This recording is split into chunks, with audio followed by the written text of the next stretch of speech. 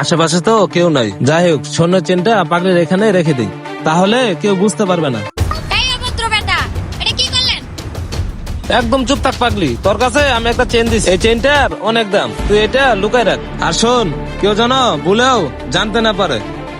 আর শোন পাগলি, আমার নামে কেউ কিছু জিজ্ঞাসা করলে কিচ্ছু বলবি না, আর যদি বলিস তাহলে আমার চেয়ে খারাপ আর কেউ হবে না। এই বেটা দাঁড়া দাঁড়া দাঁড়া। হায় রে, আমি যেন কি করি? এই পাগলি, এদিকে একটা লোক যাইতে দেখছস?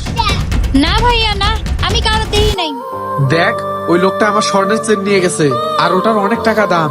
সত্যি করে বল, এদিক দিয়ে লোকটা গেছে কিনা? ভাইয়া আমি কোনো চেনের ব্যাপারে জানি না, আর আমি মানুষকেও দেখি নাই। এই দেখ শোন, তুই আমার সত্যি কথা বল। যদি সত্যি কথা বলস তাহলে আমি তোরে 5,000 টাকা দেবো। কি 5,000 টাকা? কি রে, চুপ করে আসছিস কেন? বল, এদিক দিয়ে একটা লোক যাইতে দেখছস কিনা? না ভাইয়া আমি সত্যি দেখি নাই। দেখ পাগলি, দেখোস নাই, শুরুতেই বলতে পারতি। শুধু শুধু আমার টাইম লস করলি। চোরটা মনে হয় গেছে গা, ওই দিক দেখি তো।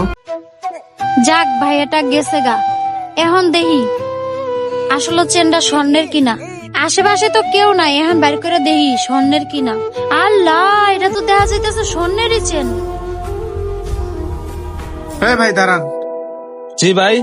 কিছুক্ষণ আগে আপনি আমার সাথে অটোতে পাশে বসেছিলেন না? কি হয়েছে ভাই? আমি তো আপনার পাশেই ছিলাম, কোনো সমস্যা নাকি? দেখ, তোকে ভালো ভালো বলতেছি, আমার চেনটা দিয়ে দে, নয়তো আমি পুলিশকে কল দেবো। আর পুলিশ এখানে আসলে বুঝতেই তো পারতাছিস কি হবে। আরে ভাই, আপনি কি উল্টাপাল্টা কথা বলতেছেন? আমি কি চোর? আমাকে কি দেখে মনে হয় আমি চোর? তবুও যদি আপনার বিশ্বাস না হয় তাহলে চেক করতে পারেন আমাকে। এই নেন, চেক করেন। দাঁড়া, তোরে আমি চেক করতেছি। কর, বেশি করে চেক কর।